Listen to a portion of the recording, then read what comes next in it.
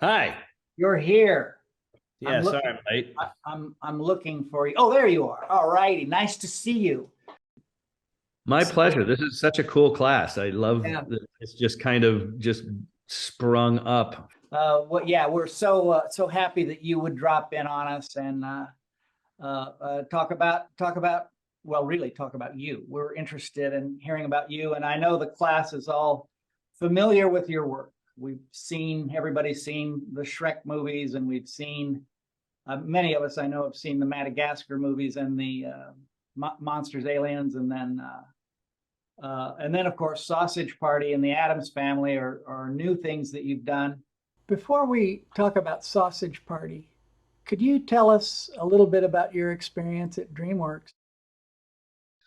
So I went to work at DreamWorks on Ants and moved up to San Francisco and was writing and boarding there. And what I realized was that the 5 years in TV animation, because the turnover was so fast and I was writing and boarding and pretty much directing the boards in animatic, like one every 2 weeks, pretty much, an 11-minute episode every 2 weeks, every 2 to 3 weeks. That when I got to DreamWorks, they gave me 3 script pages and they said, okay, there's your scene. And they said, we'll see roughs in 2 weeks. And I was like, what?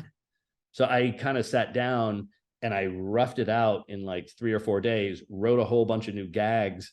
So when Jeffrey Katzenberg flew down, they put me up in front of him and said, pitch that to Jeffrey. So I pitched my scene to Jeffrey and he was kind of blown away and was cracking up and laughing and everything. And that night he said, you're flying home with me.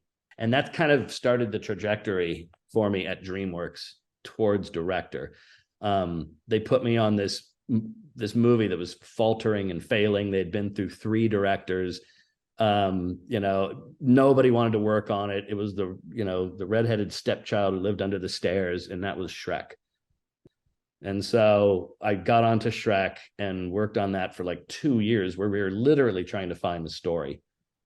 And it was this board team hanging out in just like a story like session where we were just throwing ideas back and forth that came up. The board team came up with the whole fairy tale creature aspect and them coming to live in the swamp. And so I kind of spearheaded that and started writing my own scenes like I did when I was in TV animation.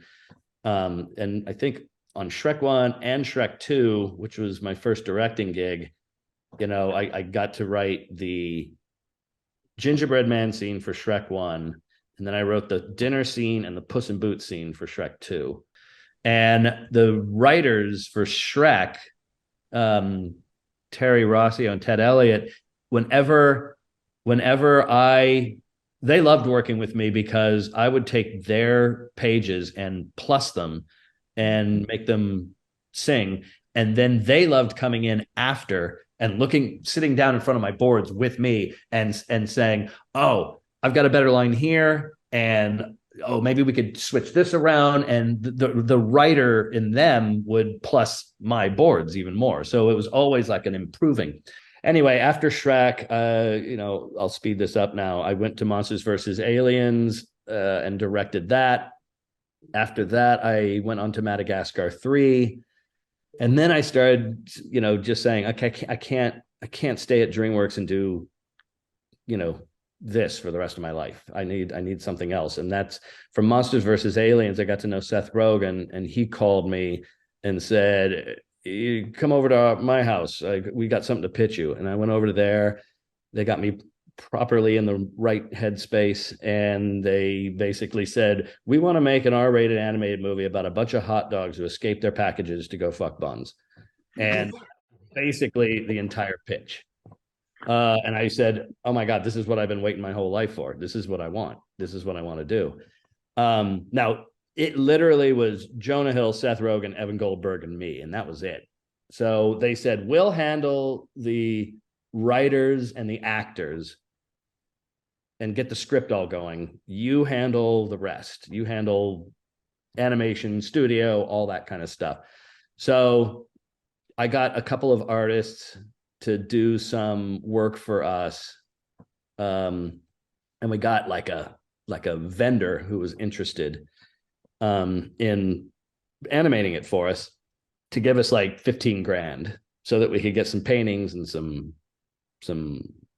character designs, and a visual pitch put together. And we went out, and for the next 3 years, close to 3 years, we pitched it to every single studio in Hollywood. We pitched it to Paramount and Universal and Sony and New Line, and I mean we went everywhere. We went to at least 15 or 20 studios, and everybody said no.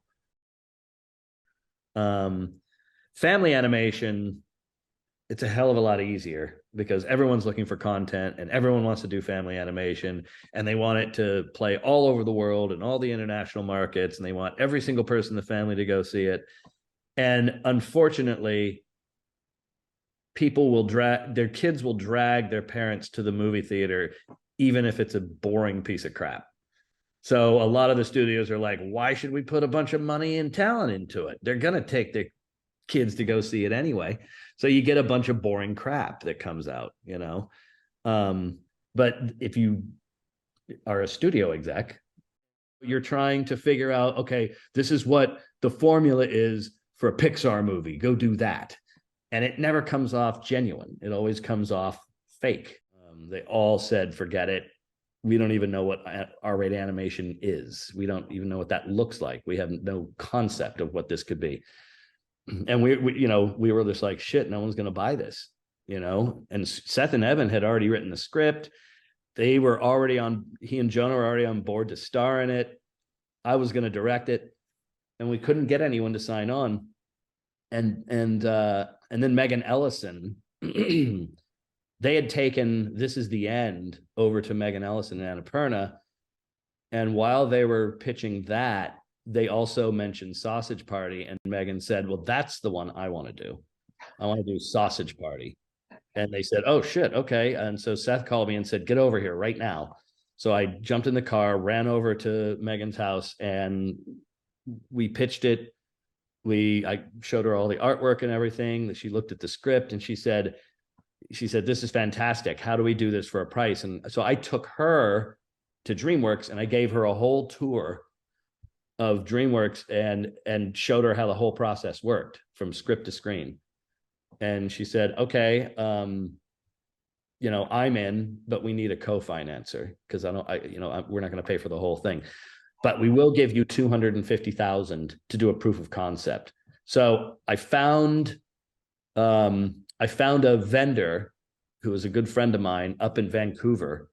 And because of the tax credits up there, we could definitely get it for a certain price. And he said, my studio's all set up, ready to go. We can do this proof of concept for you for the 250 grand. And so we did the orgy scene, like a shortened version of the orgy scene. And we animated it and lit it and did the sound effects and dialogue. We did everything. And then we took it back out to Hollywood again and said, you don't even have to spend the full budget. All we need is this much money. And every single person once again said no. So everyone should get ready for that. But Amy Pascal over at Sony knew Seth and Evan. She had done a ton of movies with them. And when she saw the proof of concept, she said, I finally get what you're doing. And she greenlit it right there in the room. So that's how we got that started. And then the rest is kind of history. But right now, after the Addams Family movies, Seth and Evan called me up and said, we're doing a Sausage Party TV series. And we need you on it. So right now I'm directing 2 seasons of Sausage Party and have also sold a couple of ideas to a couple studios for R-rated animation. So hopefully I've got the ball rolling, and the doors are 6 years later starting to open up to that aspect of this. Wow. So anyway, in a gigantic nutshell, that's kind of my trajectory. Whoa, holy cow, that's an awesome story. The tricky part is is developing it and getting it sold. And the the process of that, and I'm doing it on multiple projects right now, because I got tired of getting an idea or a book for a movie and putting all my energy into that one thing. And, Sausage Party, was such a, like, it was such a, I guess what's the word I'm looking for? Uphill. It was, huh? I said uphill, like an uphill climb. Yeah, but it was like emotionally draining. I mean, it just, to get a no over and over and over again for 3 years, it's like, I was just like, I can't do that every time I want to make one of these movies. I can't put everything in one basket and then just get no's across the board. And then just like a year later, let's take it to we just found somebody else, but, I had to scratch and kick and fight and go through, hell to get there. Hopefully what I've done, and this is what I hoped when I made Sausage Party, is I've kicked the door open a little bit so that people don't, going forward, have to kick and scratch and bite as hard to get that done. So me and a producer friend of mine, we started this over the pandemic. I said to her, I don't want to do that. I want to put together a slate. And that means I want to put together between 5 and 8 movies that they're not all completely worked out, but they're like, there's a log line, there's a little bit of artwork, and the idea is there. The germ of the idea is there. And let's go out and pitch all these projects to a studio and let them pick which one they like. I think, and then, in animation, what's nice is you take those script pages and give them to a board artist, and then suddenly you're rewriting again in boards. So it's always a process of every time it goes through one of the departments, script, storyboarding, layout, animation, lighting, effects and clothing and hair and everything, it should be getting better and better and better and better, the movie. Wow. Well, this has been awesome, Conrad. Thanks so much for coming in and chatting with us. I think it's been educational for everybody. But anyway, you were great. Thanks so much for talking to us. It was my pleasure. It was so great. Thanks so much. Nice to meet everyone. Thank you. Yeah. Thank you, Conrad. Yeah, Thank thanks you a lot, very much. Conrad.